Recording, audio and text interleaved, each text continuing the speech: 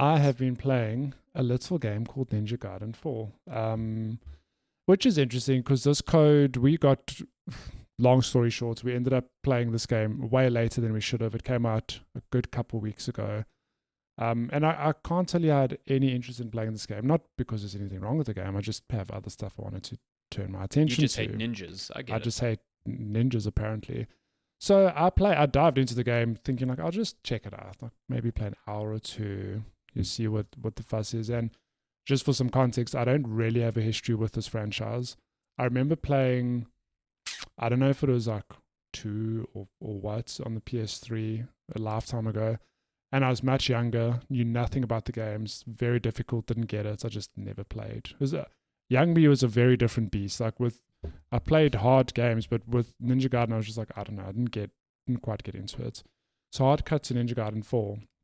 I have like a very vague understanding of how the combat in that works.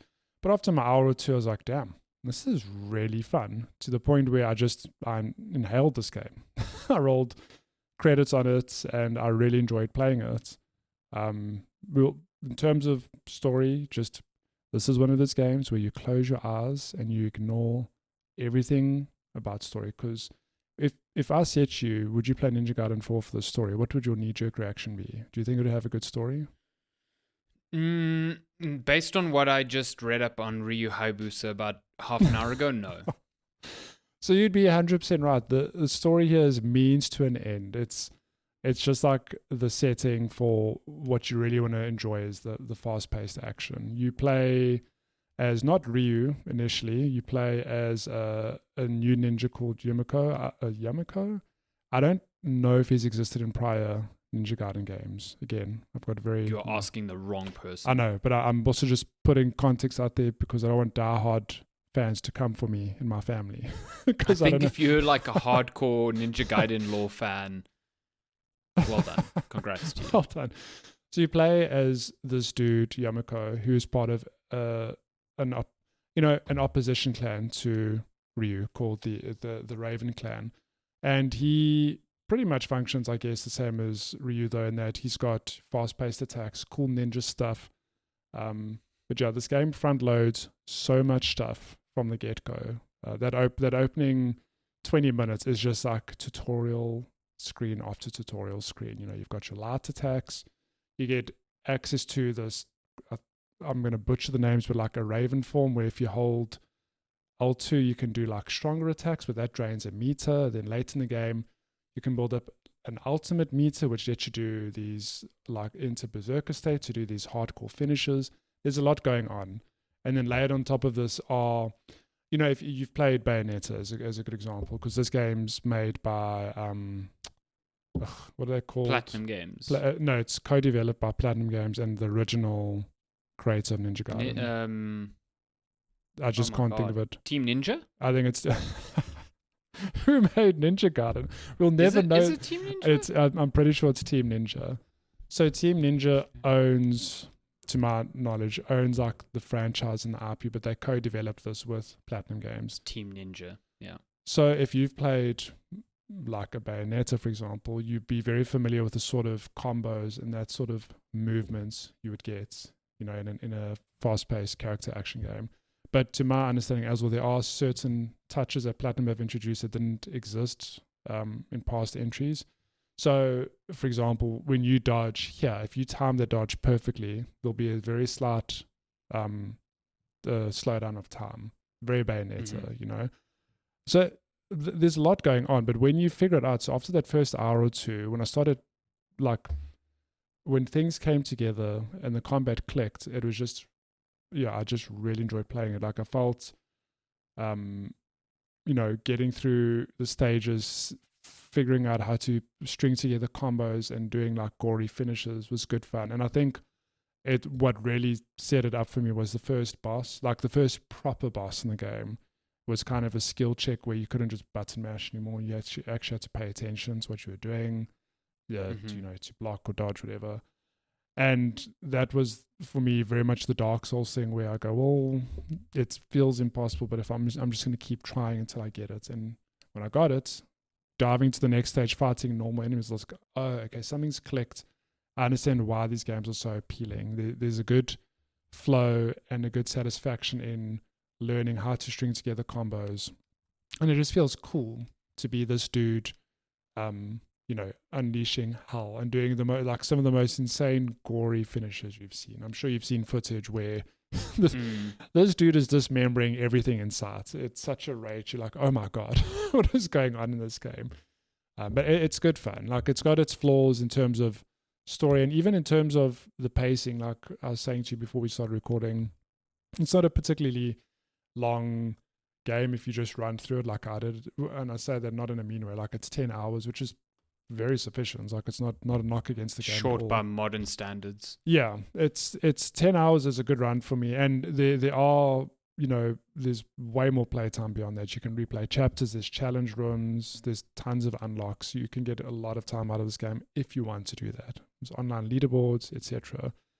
But in terms of the story, and even there are, spoiler, you do get to play as Ryu for a short portion of this game, like a couple chapters. But those sections, you kind of retread areas you've been to before. And the bosses you fight are bosses you fought before. They're not like upgraded versions.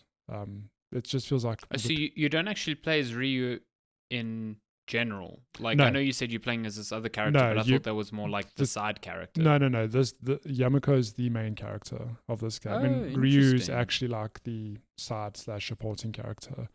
So you see him briefly throughout the game, and then for story reasons, you end up playing as him for a few chapters. But again, you're retreading stuff you've done as Yamako. You're fighting the same bosses. So it's just like a weird... Like, I get why it was done for narrative purposes, but also just feels a bit lazy from a design point of view, like a way to artificially extend the game. It reminds me a lot of... Did you ever play Devil May Cry 4? No. So Devil May Cry 4 does something similar where... You played 5, right? No, Or have you never played? Not played Devil May Cry. Really? I think you'd enjoy them. I think I would as well. 4, I think, was the first one where they really leaned into like a dual protagonist thing. So you play... Because like the protagonist has always been Dante. And in 4, you play as a new character called Nero. And you basically play most of the game as him. And then you get to a point... And then he like gets captured by an enemy, and then you play as Dante, but you basically play the same levels in reverse. Okay. So he gets captured like at the pseudo end of the game, and then you're like, cool, Dante's got to go save him now, and you play backwards through the stages you've just played and replay all of the bosses that you did all the way back. So this reminds me a lot of that. Okay. Well, but I mean, how did you feel repeating those? Oh, it was stages? nonsense. Yeah. And then you face all the bosses a third time at the game's like oh my gosh. end to end. It's really bad. Like, that game's great, but that is bullshit. It's just nonsense. Yeah. It's just a weird design choice for me, because yes, you're playing as a different character and there's different move sets and it feels different, but ultimately, like, beat for beat is kind of the same, and it's just weird. But I mean, that aside, the game itself, I've thoroughly enjoyed playing it, and I think there's a lot of joy to be found again in the combos and figuring out how to perfect the systems here. Because I mean, I haven't even mentioned it. It's not just a weapon you get to play with. You get access to a whole bunch of different. There's 4 to 5 weapons, and again, they all have their own combos, their own finishes, and their own things to unlock for them. So there is like a good drip feed of content in this game throughout. Even when you do play Ryu, like, he's got access to his own move sets and whatever. But yeah, it's you just... can do that little backflip spinny thing, land people on their head. My favorite / most laughable point of this game is when I don't know if you've seen like trailers or footage, but I think it's a very Ninja Gaiden thing. It must be, because I've only ever seen Ryu do it in previous games, and now Yamako in this game, where there's often segments of a stage where you run up and there's 2 walls, okay, by each other, and you have to jump up to get to the top. Between them, yeah. But it's not just like 1, 2, 3 jumps. It's like a lot of jumps to get up, okay? And it's only because the speed at which you spam your jump button is the speed at which you climb the wall.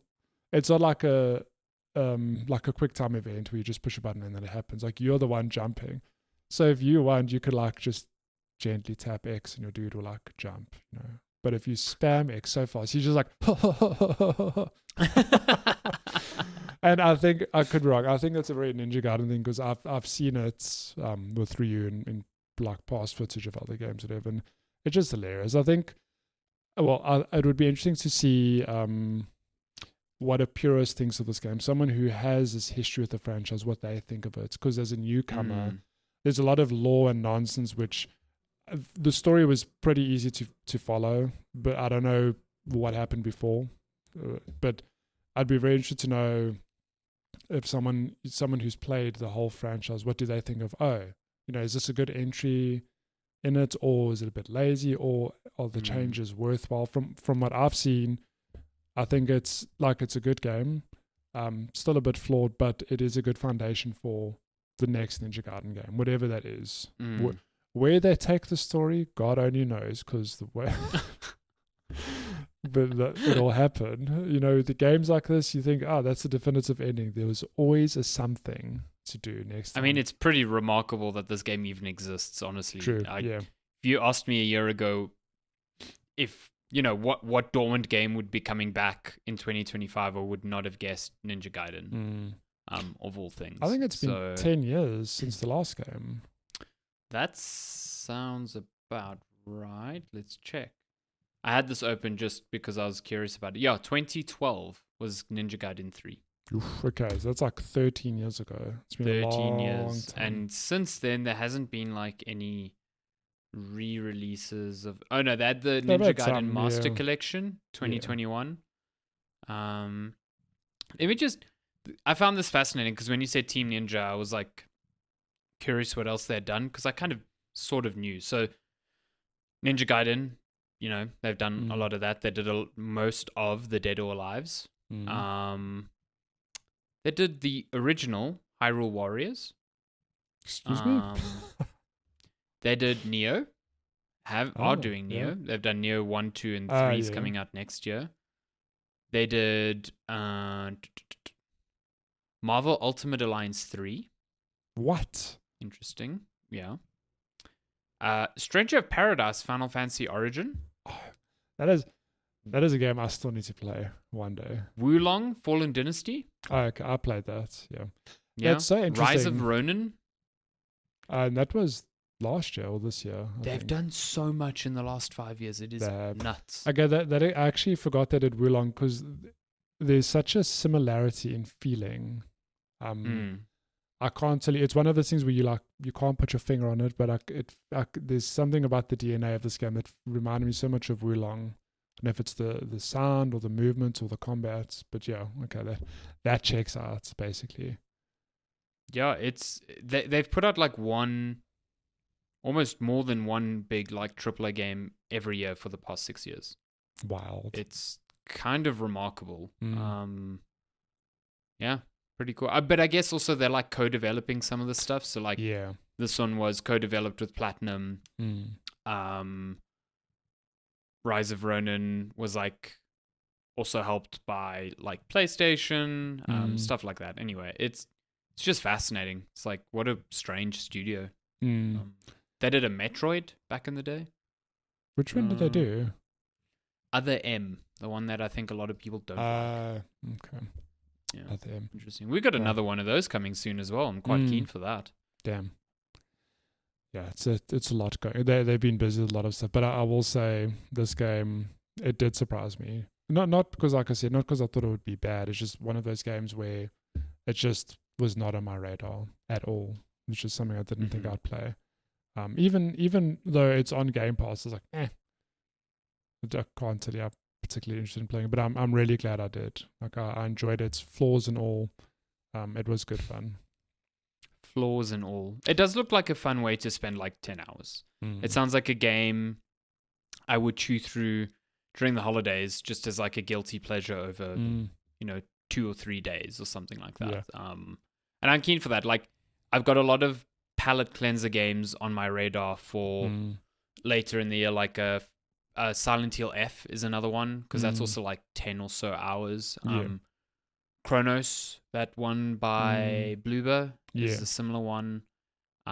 This is probably on there as well because like there's a bunch of big games I haven't gone back to yet, like, Silk Song and never finished Death Stranding, stuff like that. So I need these smaller ones in between there that I can just like knock off and feel good about myself for. I do want to get to it. It seems like my sort of game. It is. I mean, we all know this. The franchise, the games aren't easy, so it is super challenging. Yes. What did you find it like quite challenging? Because I know you're pretty good with hard games. So. No, it wasn't easy. It was definitely challenging, but I think, like I said, after that first boss was where I really hit my head against the wall. I was like, oh my god, like there's just so much. Remember, the game front loaded so much tutorial stuff. I was like, oh my god, there's so much to keep track on.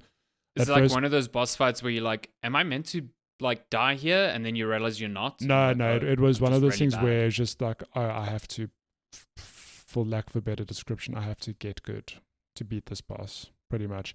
That said, I played on normal difficulty. If the normal difficulty is too difficult, there is an easier one. I don't know how much simpler it makes the game, but normal difficulty already was like super challenging. Sacrilege. Sacrilege. How dare they? How dare they give players options and tools to play the game? Ridiculous. Miyazaki would never. Miyazaki's coming for these people. They must sleep with one eye open. It's coming for your easy mode. Look, it is challenging, but I enjoyed it. It was a good challenge for me, and I might piss some people off, but there's an option to go easier if the default challenge is too much. I mean, it is a weird one because you're not coming to this game for its narrative. So no. I guess at some point you are coming to it for a certain level of difficulty. But I guess, making a game approachable for everyone is never a bad thing. Yeah, but you might come for it just for the flashy action as well, which is just fun to also enjoy. True. Yeah, also true. Devil May Cry has done this in the past before. They had like, what was it called in one of the older ones? I think it was like an automatic mode where it would like, if you just mash buttons together, it would automatically chain them into more complex combos. So you got all the flashy combat, but you didn't have to like bend your fingers in bizarre ways to get them going, which was always cool. Yeah. No, that's cool though. I enjoyed it. I will definitely get to that. I do want to play the older ones because I know they released recently. Was it a remake or remaster of Ninja Gaiden 2? And that's like the big one that people remember. So I do want to give that a go maybe as well. And then they also had, I mean, it's been a big year for Ninja Gaiden because they had the 2D one come out. That's apparently phenomenal. What is it called? Ninja Gaiden.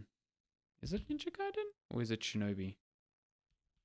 Ninja Gaiden Ragebound. That's the one that came out this year. It's like a retro 2D sort of Ninja Gaiden, and apparently it's like one of the best action games of the year. It was Ninja Gaiden. Who knew? Yeah. Damn. It was that, and so that one's done by Dotemu, and then there's Shinobi as well. Shinobi also got like a new game this year. So damn. Yeah. So many ninja games. Year of the Ninja. Year of the Ninja. The Ninja Gaiden 2D one is made by the people who did Blasphemous, which is apparently like 2D Dark Souls. So I'm down. I'd play it. Yeah, say less. Maybe on the old faithful Switch. It's a good place to play it. Or I suppose Switch, or for you the Steam Deck, whichever is cheaper. Or both. Or both. Or both. Why not? Steam end of year sale is going to be great. It's going to be. This game's got like 85 on Metacritic. It's crazy. This year, it's just been packed a surprise this year with goodums. Yeah. My goodness. But Ninja Gaiden 4, would recommend. It's good fun. If you close your eyes and ignore the story, the game's really fun.